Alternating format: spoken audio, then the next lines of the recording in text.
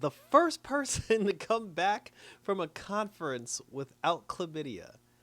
Damn, that is a long title. And it's your boy Icon with a DC TV animated review for you. And I feel like we should be up, like, it's 4 episodes, and it feels like way more than 4 episodes. So we're going to a conference. Ivy is going to, like, the villain conference of, like, villainy, which Lex is holding on the moon, like, because Whitey's on the moon.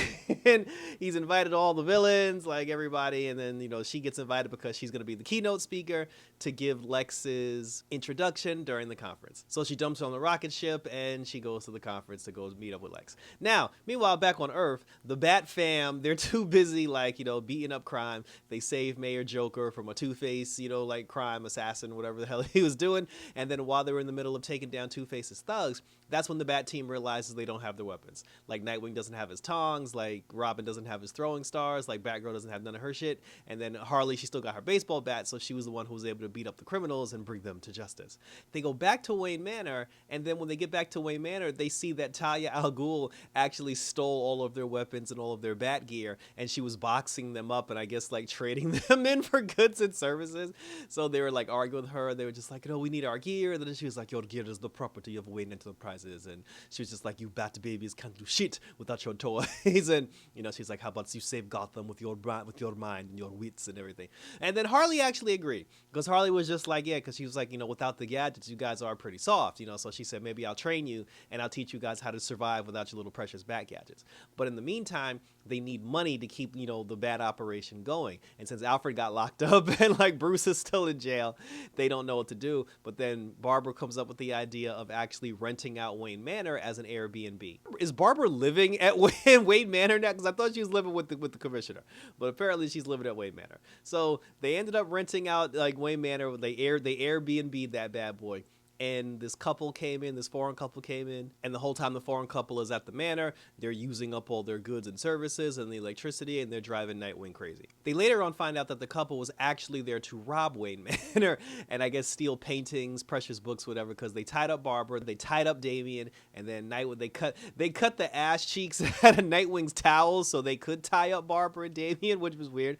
And then they knocked out Nightwing, and they tied up Nightwing, and then when they had all 3 of them tied up, then Harley shows up. She sees that they're all tied up, and then she fights the couple. You know, she knocks the couple out. Barbara ends up freeing the Bat family, and then they actually ended up using the teachings that Harley taught them by using stuff that was in the room to take down the criminals instead of actually using, like, their bat toys. So they stop the criminals, and then they're all celebrating because they're just like, oh, job well done. But then Harley said that she did manage to get some money to actually at least bring back the security cameras. So now they got security cameras back in Gotham and Wayne Manor. Meanwhile, back on the moon, Ivy is at the conference, and again, she's there. And her whole purpose of being at the conference was basically just to introduce Lex. And Lex was being, like, a pompous ass the whole time, telling her about things she already knew, like the whole male tree versus female tree thing. But there was a reporter who was there, and he was interviewing Lex Luthor during the conference. And when I looked at him, I was like, oh shit, that's Clark Kent. But then when he was talking to Lex, because Lex was like, where are you from, son? And he was like, I'm from the Daily Planet. So I was like, oh yeah, so it's Clark Kent.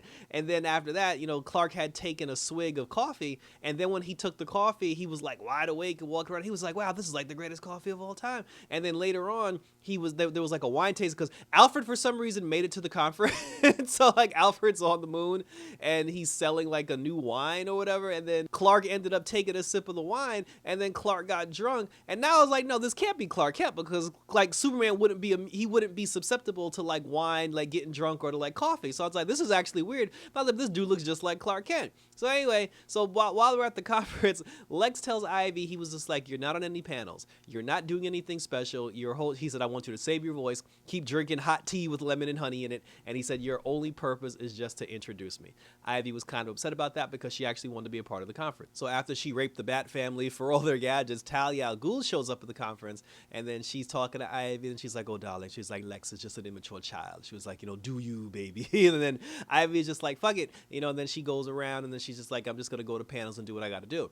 Now, Lex's whole thing was, he was obsessed because Steppenwolf, Darkseid's uncle, was supposed to be at the conference. And Lex has a weird man crush on Steppenwolf, because Steppenwolf, he's just like this revered, like, rich capitalism type of person, and Lex wanted to be his friend and wanted to be close to him. Ivy ends up going to panels, you know, like making some havoc. She sent Mark Zuckerberg into space and everything. She was doing all these different things to get Steppenwolf's attention because she figured if Lex is obsessed with Steppenwolf, if I can actually get an interview with Steppenwolf and talk to Steppenwolf, then that'll actually make me the shit, and then Lex will be jealous of me. And that's exactly what happened. Like, Ivy made a big enough splash at the conference to the point where she caught Steppenwolf's eye. So Steppenwolf invited her over. The two of them were talking the whole time. They got to know each other. And then after they got to know each other, Steppenwolf was like, oh, me and you. He was like, you got all the ideas. I got all the money. We can do big things. So now later on, because Ivy was talking to Steppenwolf, because she went to all the panels, and because she was doing all the events at the conference, when it finally came time to introduce Lex, she lost her voice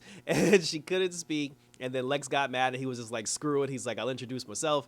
And then when Lex ended up introducing himself, and then he started talking about, like, you know, his big ideas and his new ideas, that's when he found out that Steppenwolf and Ivy actually got to know each other, and that Steppenwolf was actually going to fund all of Poison Ivy's ventures. So like an immature, spoiled brat that he is, he got mad because Steppenwolf basically chose Ivy and didn't choose him. So he hit the red button and blew up his own conference. When he blew up his own conference, it looked like the scene from Spaceballs when everybody was like trying to run towards the pods. All the women were killing all the men and everything. And then Superman shows up and he's like, don't worry, business villains. He was like, Superman is here. And then when he tried to take off the glasses and the shirt, he realized he didn't have his power because he said that the entire conference was lined with lead and kryptonite, which is why he got drunk and which is why he got OD'd on coffee. And then Clark just ran. So I was like, oh, so it is Clark Kent after all. But I thought that was funny because like having Clark Kent there at the conference, but being susceptible to like to liquor and alcohol and getting drunk and everything, I thought that was cool because why would Lex not, you know, like put kryptonite like all over the place